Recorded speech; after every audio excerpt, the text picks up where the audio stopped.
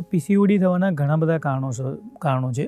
કોઈપણ કારણોસર સ્ત્રીઓમાં જ્યારે મેલ હોર્મોન્સનું પ્રમાણ વધે ત્યારે પીસીઓડી થતું હોય છે.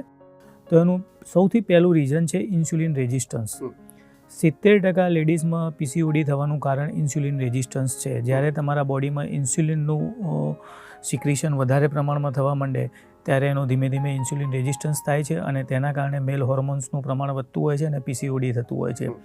તો ઇન્સ્યુલિન રેઝિસ્ટન્સ થવાના જે કારણો છે તો એમાં છે કે તમારી લાઇફસ્ટાઇલ, જ્યારે તમે ખોરાકમાં ટ્રાન્સ ફેટનો ઉપયોગ વધારે કરો, વધારે પડતી સુગરી આઇટમનો ઉપયોગ કરો, વધારે પડતા ફ્રૂટ જ્યુસનો ઉપયોગ કરો, વધારે પડતા પેકેટ ફૂડનો ઉપયોગ કરો, ત્યારે ઇન્સ્યુલિન રેઝિસ્ટન્સ થતું હોય છે અને એના કારણે પીસીઓડી થતું હોય છે.